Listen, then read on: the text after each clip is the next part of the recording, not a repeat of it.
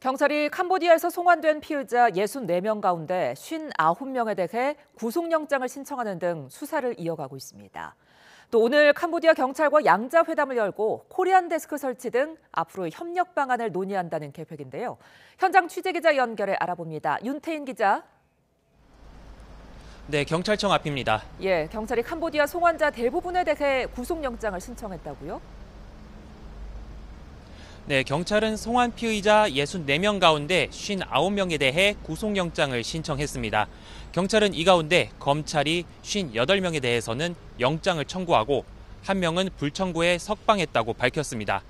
경찰은 나머지 5명 가운데 1명은 이미 발부된 구속영장을 집행했고 4명은 영장을 신청하지 않아 석방했는데요. 이에 따라 송환자 64명 가운데 5명이 석방됐습니다.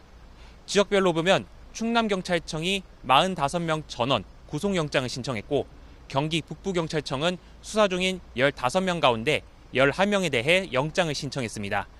구속영장이 신청된 피의자들에 대해서는 전국 각지 법원에서 구속 전 피의자 신문이 열릴 예정입니다. 네, 앞으로 경찰 수사는 어떤 방향으로 진행될지도 설명해 주시죠. 네, 송환된 한국인들은 범죄단지 감금 피해자이면서 한국인을 대상으로 범죄를 저지른 혐의를 받는 피의자인 상황입니다. 앞서 지난 4월 위협을 당해 어쩔 수 없이 투자 사기 범죄에 가담했다는 주장에도 법원에서 징역 4년이 선고된 사례도 있는데요.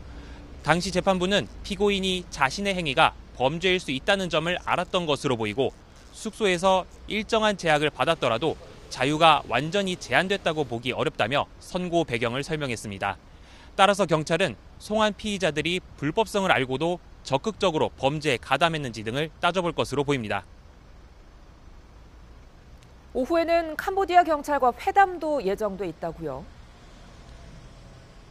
네, 경찰은 오늘 오후 2시 유재성 경찰청장 직무대행이 찌어버우 캄보디아 경찰청 차장과 양자회담을 진행한다고 밝혔습니다.